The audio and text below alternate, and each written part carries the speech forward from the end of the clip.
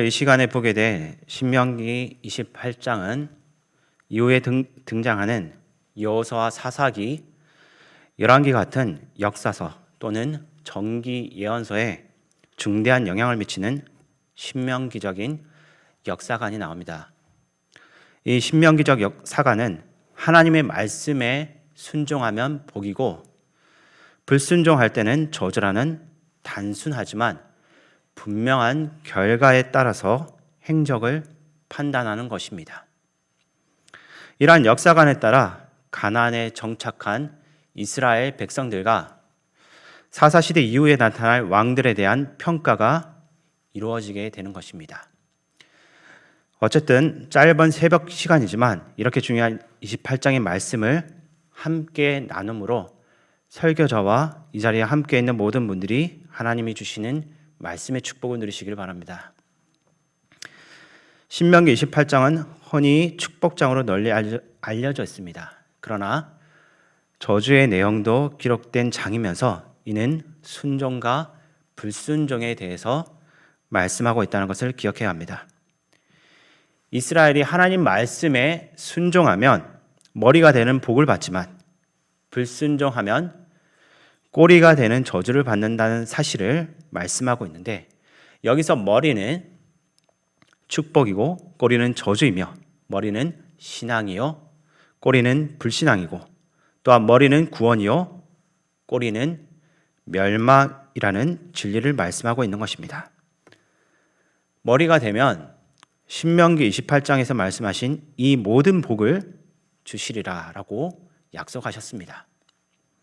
그러나 불순종해서 꼬리가 되면 역시나 신명기 28장에 기록된 모든 저주를 받는다고 했습니다. 이 자리에 있는 성도님들은 머리가 되고 꼬리가 되지 아니하며 위에만 있고 아래에 있지 않는 복을 받으시기를 기도합니다. 그렇다면 머리가 무엇입니까? 축복의 원천인 이 머리는 하나님 자신을 가리킵니다. 고린도전서 11장 3절에 그리스도의 머리는 하나님이시라고 했습니다. 또한 예배소서에서는 예수 그리스도를 가리켜 만물의 머리라고 했고, 골로새서에서는 교회의 머리라고 했습니다. 그러므로 머리는 축복의 원천이고 축복의 근원을 말하는 것입니다. 모든 것을 포괄하는 복이면서 모든 것을 능가하는 복입니다. 또한 가장 앞서가는 복이요 지배하는 복인 것입니다. 그러므로 모든 복은 하나님의 말씀과 직결되어 있습니다.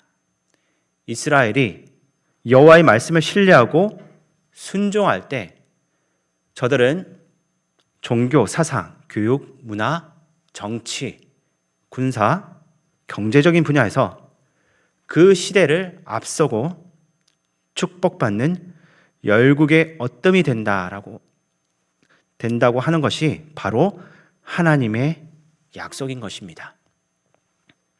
머리가 되는 비결은 1절에 나온 대로 하나님 말씀을 삼가 듣고 그 명령을 지켜 행하는 것이 머리가 되는 비결입니다. 2절에서는 내가 내 하나님 여호와의 말씀을 청종, 즉 일러주는 대로 잘 쫓아가면, 이렇게 나와 있는데 9절에서는 내가 내 하나님 여호와의 명령을 지켜 그 길로 행하면이라고 나와 있습니다. 13절 이하에도 보면 내게 명하는 내 하나님 여호와의 명령을 듣고 지켜 행하면 복을 주시라라고 하셨습니다. 그러므로 하나님 말씀을 삼가 듣고 그 모든 명령을 지켜 행하면 머리가 되고 꼬리가 되지 않으며 약속하신 모든 복을 받는다고 했습니다. 오늘 읽은 신명기 28장에서 하나님은 축복을 주실 때 무조건 내려주시지 않고 조건을 내걸고 그것을 지키는 자에게만 축복을 주신다라고 분명히 말씀하고 있습니다. 그렇다면 그 조건이 무엇입니까? 바로 하나님의 말씀을 삼가 듣고 그 계명을 잘 준수하고 순종하는 것입니다.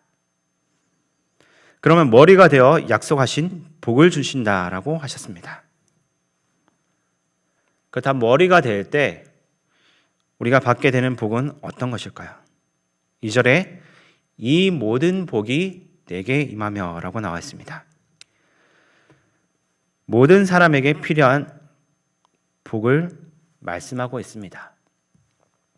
3절에 보면 성읍에서도 복을 받고 들에서도 복을 받는다고 했습니다. 이것은 경제적인 복입니다. 그 다음 4절에서는 내 몸의 자녀가 복을 받는다고 했습니다. 이것은 자녀의 복입니다. 5절에선 내 강주리와 떡반죽 거럿이 복을 받을 것이라고 했습니다. 또 소유의 복입니다. 6절에서는 내가 들어와도 복을 받고 나가도 복을 받을 것이다 라고 했습니다. 이것은 출입의 복입니다. 이 땅에 살면서 하나님이 함께 하시는 복보다 더 큰 복은 없다는 사실을 기억하시기 바랍니다. 7절에서는 대적이 한 길로 쳐들어왔으나 7길로 도망한다 라고 했습니다. 여기서 대적이란 궁극적으로 하나님 나라와 세상 나라의 갈등 가운데 일어난 사건을 말하고 있습니다. 따라서 오직 하나님의 주권과 능력으로만 보장되는 것인데, 이 본문을 원어로 들여다보면 적군이 이스라엘에 쳐들어오기 전부터 이스라엘 앞에서 도망하는 것을 말하면서 적군은 싸워보지도 못하고 패배해 이스라엘은 어떠한 피해도 보지 않는다는 것을 말하고 있습니다. 여기서 한 길은 대적의 연합된 모습을 보여주는 반면에 7길은 대조적으로 혼란스러운 모습을 보입니다. 즉 하나님의 개입으로 너의 대적이 7길, 완전한 패배와 실패를 겪는다는 것을 의미합니다. 또 이어서 8절에서는 여호와께서 명령하사 내 창고와 내 손으로 하는 모든 일에 복을 내리시고 내 하나님 여호와께서 내게 주시는 땅에서 내게 복을 주실 것이며 라고 했는데, 이것은 사람이 받는 복은 다만 하나님께서 말씀으로 명령하셔야지만 가능하다라는 것을 알려주고 있습니다. 그리고 9절에서는 높이 세워 성민이 되는 복을 받게 하고, 13절에서는 머리가 되고 꼬리가 되지 않게 하는 복과 위에만 있고 아래에 있지 않는 열강을 지배하는 복을 받게 된다라고 말하고 있습니다. 그러나 15절부터는 불순종하는 자에게 저주가 임한다라고 했습니다. 많은 사람들이 신명기 28장은 순종하는 자에게 주는 그러한 복만을 생각하고 있습니다. 그러므로 우리는 불순종하는 자에게 그에 상하는 벌이 임한다는 사실도 깊이 생각하며 살아야 합니다. 한마디로 28장은 순종하는 자는 복을 받고 불순종하는 자는 저주를 받는다는 말씀입니다.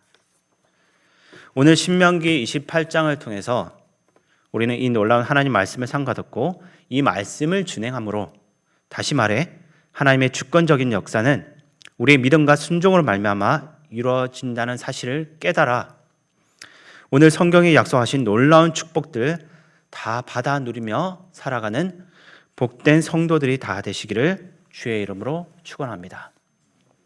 기도하겠습니다. 아버지 하나님, 오늘 신명기 28장을 통해서 놀란 하나님의 뜻을 다시 한번 더 발견하게 도와주심을 감사드립니다. 우리가 하나님의 축복만을 생각했지 하나님 앞에서 잘못했을 때 받을 수 있는 그에 상응하는 것들에 대해서 생각하지 못했다면 오늘 말씀을 듣고 깨달아서 하나님 말씀을 지키는데 온 힘을 다 쏟을 수 있도록 도와주시옵소서. 그리하여 하나님께서 우리에게 약속하신 축복을 누리게 도와주시고 우리가 머리가 되지 절대로 꼬리가 되는 삶을 살지 않도록 도와주시옵소서. 하나님, 이번 한 주도 하나님 말씀을 듣습니다.